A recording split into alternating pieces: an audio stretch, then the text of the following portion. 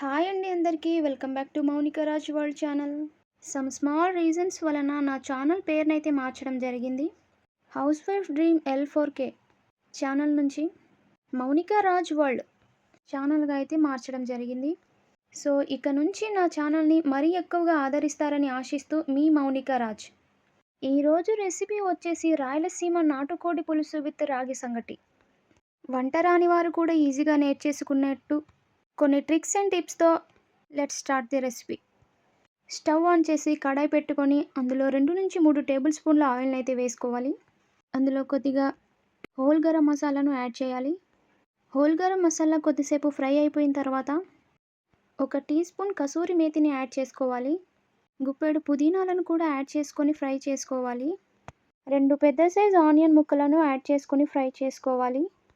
Onion పచ్చిమిర్చి కొద్దిసేపు fry అయిన తర్వాత 1/2 టీ స్పూన్ ఉప్పును యాడ్ చేసి ఇంకొద్ది నిమిషాలు ఫ్రై చేసుకోవాలి. నాన్ వెజ్ ఐటెంకి ఆనియన్స్ బాగా ఫ్రై అవ్వాలండి. ఇప్పుడు 1 టీ స్పూన్ పసుపు వేసిన తర్వాత కొద్దిసేపు మగ్గించుకోవాలి. ముందుగా కట్ చేసి కడిగి పెట్టుకున్న నాటుకోడి చికెన్ని ఇందులోకి యాడ్ చేసుకోవాలి. చూడండి, ఉల్లిపాయలు పర్ఫెక్ట్గా వేగిపోయాయి. చికెన్ ముక్కలను యాడ్ చేసిన తర్వాత ఒకసారి బాగా కలిపేసుకోవాలి. చూడండి, నాటుకోడి చికెన్ కొంచెం హార్డ్గా ఉంటుంది. జాగ్రత్తగా ఇలా కలుపుకున్న తర్వాత మూత పెట్టుకొని కొద్దిసేపు మగ్గించుకొని ఇంకోసారి బాగా కలుపుకొని మూత పెట్టుకొని మరికొద్ది నిమిషాలు మగ్గించుకోవాలి. ఇప్పుడు 2-3 టీ స్పూన్ల అల్లం పేస్ట్ని తీసుకొని కొంచెం వాటర్ వేసి అందులో జారుడుగా చేసుకొని పక్కన పెట్టేసుకోవాలి. ఇప్పుడు కుక్ అవుతున్న చికెన్లో ఈ అల్లం పేస్ట్ని యాడ్ చేసుకొని ఒకసారి బాగా మిక్స్ చేసుకోవాలి. ఈ అల్లం పేస్ట్ అంతా చికెన్ ముక్కలకు బాగా పట్టేలాగా మిక్స్ చేసుకొని మూత పెట్టుకొని మరికొద్ది నిమిషాలు మగ్గించుకోవాలి. మగ్గిన తర్వాత చికెన్ ముక్కల నుంచి ఆయిల్ అయితే సపరేట్ అవుతుంది. అప్పుడు మీ టేస్ట్కి సరిపడా కారాన్ని యాడ్ చేసుకోవాలి. నేనైతే 2 టేబుల్ స్పూన్ల కారాన్ని యాడ్ చేసుకొని వీడియోలో చూపిస్తున్న విధంగా ఒకసారి బాగా కలిపేసుకోవాలి. ఇప్పుడు మూత పెట్టుకొని మరో 2-3 నిమిషాలు మగ్గించుకోవాలి. చూడండి, ముక్కల నుంచి ఆయిల్ అయితే సపరేట్ అయిపోయింది, అంటే కారం అనేది కుక్ అయిపోయిందన్నమాట. ఇప్పుడు నా సీక్రెట్ ఇంగ్రీడియంట్ జాజికాయ పొడి. 1 టీ స్పూన్ జాజికాయ పొడిని ఇప్పుడు యాడ్ చేసుకొని ఒకసారి ఇలాగా మిక్స్ చేసుకొని మరికొద్ది నిమిషాలు మూత పెట్టుకొని మగ్గించుకోవాలి. ఇప్పుడు మూత తీసి చూస్తే ఆల్మోస్ట్ కర్రీ అయిపోయినట్టే ఉంది కదండి, కానీ కాలేదు. ఒకసారి కర్రీని బాగా కలిపేసుకొని అందులో 2 టమాటా ముక్కలను యాడ్ చేసుకొని ఇంకో 1/2 టీ స్పూన్ ఉప్పును యాడ్ చేసి మూత పెట్టుకొని మరికొద్ది నిమిషాలు మగ్గించుకోవాలి. చూడండి, కొద్దిసేపటికి టమాటా ముక్కలైతే కొద్దిగా మగ్గాయి. ఇప్పుడు ఒకసారి కర్రీని కలిపేసుకొని వేసిన టమాటాలు ఇంకా మగ్గిపోయేలాగా ఇంకొద్ది నిమిషాలు మగ్గించుకోవాలి. చూడండి, ఆల్మోస్ట్ కర్రీ టైప్ అయితే అయిపోయింది. ఇప్పుడు మసాలాలను యాడ్ చేసుకుందాం. 1/2 టీ స్పూన్ గరం మసాలా వేసుకోవాలి. 2 టీ స్పూన్ల ధనియాల పౌడర్ని యాడ్ చేసుకొని ఒకసారి కలుపుకొని 2-3 నిమిషాలు మగ్గించుకోవాలి.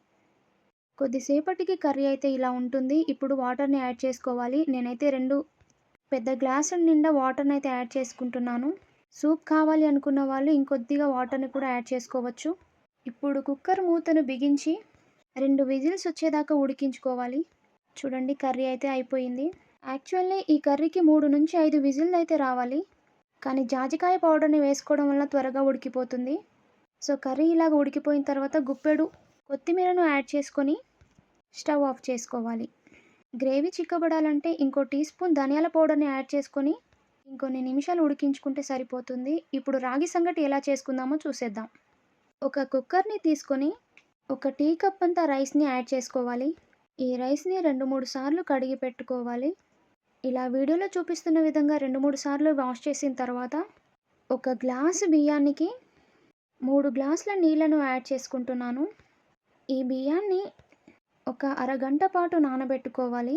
ఇప్పుడు ఇందులో 1/2 టీ స్పూన్ ఉప్పును యాడ్ చేసుకోవాలి. తర్వాత 1-1.5 స్పూన్ల ఘీని యాడ్ చేసుకోవాలి.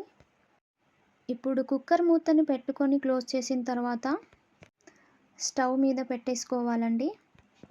చూడండి, ఈ విధంగా స్టవ్ మీద పెట్టిన తర్వాత 1 విజిల్ వస్తే చాలండి.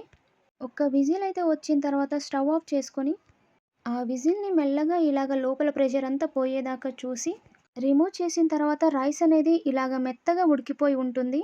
ఒకసారి దీన్ని బాగా మ్యాష్ చేసిన తర్వాత రైస్ తీసుకున్న గ్లాస్ తోటి 1 గ్లాస్ రాగి పిండిని యాడ్ చేసుకొని ఒకసారి కలుపుకోవాలి. రాగి పిండి వేసిన తర్వాత డ్రై అయిపోతుంది. కంగారు పడకుండా పక్కన వేడి నీళ్ళు పెట్టేసుకోవాలండి. ఆ వేడి నీళ్ళను కొద్ది కొద్దిగా ఈ రాగి పిండి మిశ్రమంలో యాడ్ చేస్తూ ఇలాగ కలుపుకోవాలి. చూడండి ఇలా దగ్గరకొచ్చిన తర్వాత ఇంకొద్దిగా వేడి వాటర్‌ని యాడ్ చేసుకొని ఇంకొకసారి కలుపుకోవాలి.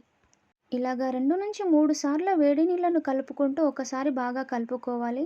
ఇప్పుడు ఈ రాగి మిశ్రమాన్ని ఇలాగ వీడియోలో చూపిస్తున్న విధంగా బాగా మ్యాష్ చేసుకోవాలి. ఎంత బాగా మ్యాష్ చేసుకుంటే అంత మంచిది. చూడండి ఇలా మ్యాష్ చేస్తూ ఉండగానే రాగి సంగటి దగ్గర పడింది. ఇప్పుడు మూత పెట్టుకొని 2 నిమిషాలు మగ్గించుకున్న తర్వాత స్టవ్ ఆఫ్ చేసుకోవాలి. చూడండి రాగి సంగటి కూడా అయిపోయింది. ఇప్పుడు సర్వ్ చేసుకోవడమే. ఒకసారి ఇలాగ బాగా కలుపుకున్న తర్వాత కొద్దిసేపు పక్కన పెట్టి చల్లార్చుకోవాలి.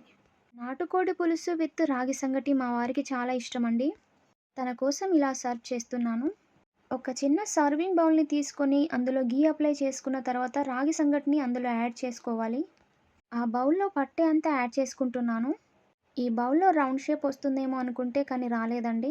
ఆ తర్వాత చేత్తోనే ఇలాగా రాగి సంగటి ముద్దనైతే ఒత్తేసుకుంటున్నాను. అయినా ఇదే కదండీ పర్ఫెక్ట్ వే. ఇప్పుడు సర్వింగ్ ప్లేట్‌లో సర్వ్ చేస్తున్నాను.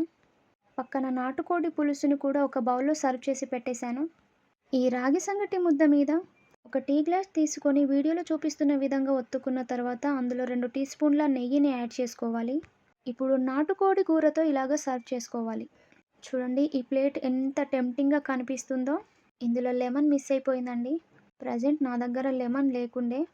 ఈ రెసిపీ మా వారికి సర్ప్రైజ్ అండి. నేను చేస్తున్నట్లుగా తనకు తెలియదు. కానీ తన రియాక్షన్ ఎలా ఉంటుందో మీరు చూసేయండి.